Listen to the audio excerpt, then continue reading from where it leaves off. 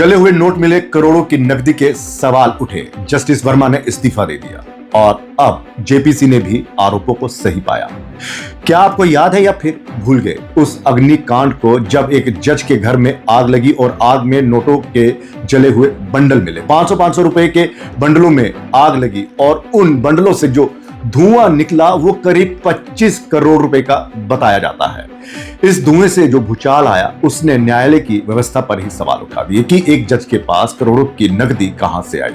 मामले ने तूल पकड़ा और माननीय जज साहब जी ने इस्तीफा दे दिया। और अब जब जेपीसी की जांच में पूर्व जज यशवंत वर्मा दोषी पाए गए हैं, तो अब असली सवाल यह है कि एक्शन कब होगा। जहां से आम आदमी को इंसाफ मिलता है, जहां बैठा जज दूसरों को कानून का पाठ पढ़ाता है, अगर उसी व्यवस्था के एक जज पर भ्रष्टाचार के गंभीर आरोप लगे तो आम आदमी इंसाफ की गुहार आखिर कहां लगाए। क्योंकि इस मामले में सवाल सिर्फ नकदी का नहीं है। सवाल नकदी कहां से आई, किसकी थी, वहां क्यों थी। सवाल यह भी है कि आग के बाद मिले जले हुए नोटों को सुरक्षित क्यों नहीं किया गया, स्टोर रूम को तुरंत सील क्यों नहीं किया गया, और सबसे बड़ा सवाल कि उस जज के खिलाफ एफआईआर तक क्यों नहीं लगाई गई। एक आम आदमी के पास अगर करोड़ों की बेहिसाब नकदी मिले तो क्या सिर्फ इस्तीफा देकर मामला खत्म हो जाएगा? नहीं तो फिर सवाल यह है कि क्या कानून सबके लिए बराबर है। जेपीसी ने जांच की और जस्टिस वर्मा पर लगाए गए आरोपों में दोषी पाया। अब संसद में रिपोर्ट आ चुकी है, तो सरकार और जांच एजेंसियों से सीधा सवाल अब क्या होगा।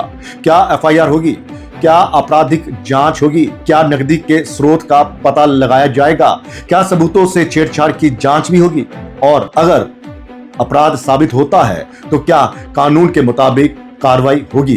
क्योंकि इस्तीफा देना कोई क्लीन चिट नहीं होता। एक सवाल है कि कुर्सी चली गई तो क्या गुनाह भी चला गया, ये एक बहुत बड़ा सवाल है। अगर एक आम आदमी कानून के कटघरे में खड़ा हो सकता है तो जज को भी कानून के ऊपर नहीं माना जा सकता। और आखिर में सबसे बड़ा सवाल जिससे इंसाफ की उम्मीद थी, अगर उसी पर इंसाफ के कटघरे में सवाल खड़े हो जाए तो जनता इंसाफ की गुहार लगाए तो लगाए कहां। अब देश जवाब चाहता है। जेपीसी ने दोषी पाया और अब एक्शन कौन करेगा।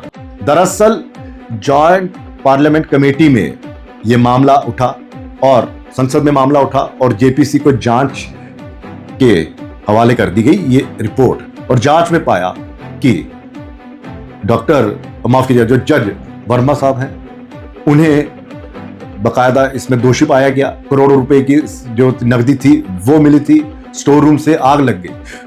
अगर आग ना लगती तो शायद ये नकदी बाहर भी ना आती। पता ही नहीं चलता कि एक जज के पास इतने करोड़ रुपए नकद हैं। और सवाल उठ रहा है कि नकदी आई कहां से, किसने रखी। हालांकि शुरुआत में जज साहब ने यह कहा था कि ये मेरे नहीं है, ये मुझे फंसाने की कोशिश की गई है, ये किसी ने रखे थे, लेकिन वो किसी भी सवाल का सही जवाब नहीं दे पाए। भारत में एक अलग कानून चलता है जजेस के लिए और तुरंत उन पर कार्रवाई नहीं होती है। ठीक है, महाभियोग जो है वो चलाया जाता है, लेकिन वो भी नहीं हुआ और जज साहब ने अपनी कुर्सी से, अपने पद से जो था इस्तीफा दे दिया। लेकिन संसद में ये मामला उठा और जेपीसी का गठन करना पड़ा। और जेपीसी का जब गठन हुआ तो जांच में पाया गया कि जो आरोप लगे थे वो सही थे। अब सवाल ये है कि अगर जॉइंट पार्लियामेंट कमेटी ने दोषी होने के फैसले पर मोहर लगा दी है तो क्या ये मामला अदालत जाएगा। क्या अब यशवंत वर्मा जो अपने पद से इस्तीफा दे चुके हैं जज साहब, उनके खिलाफ एफआईआर होगी। क्या न्याय व्यवस्था में पूरी तरह से पारदर्शिता हो, इसके लिए क्या एक जो है नीति बनाई जाएगी। क्योंकि पिछले कुछ सालों में देखा गया है कि अब अदालतों पर ही सवाल उठने लगे। आपको याद होगा, मेरे ख्याल में ये कोई नरेंद्र मोदी के पहले टेन्योर की बात है, जब जजों ने बकायदा एक प्रेस कॉन्फ्रेंस की थी, कई आरोप लगाए थे। हालांकि उसके बाद क्या हुआ वो किसी को नहीं पता, लेकिन उस समय भी सवाल उठे थे। और अब आप देखिए कि चीफ जस्टिस ऑफ इंडिया जो है एक कन्वोकेशन के लिए किसी यूनिवर्सिटी में जाते हैं और स्टूडेंट्स जो हैं वो उनका बायकॉट कर देते, कहते कि हम इनसे डिग्री नहीं लेंगे।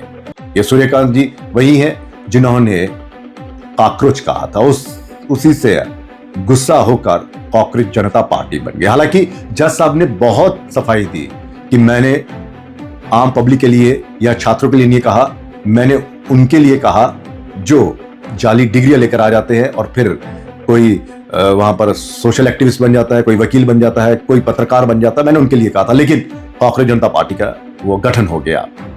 तो अब यही सवाल उठ रहा है कि जिस न्यायालय पर सबसे ज्यादा भरोसा आम आदमी को होता है, उसका भरोसा क्यों टूट रहा है?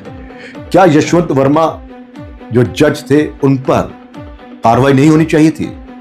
क्या उन पर महाअभियोग जो था वो नहीं चलना चाहिए था?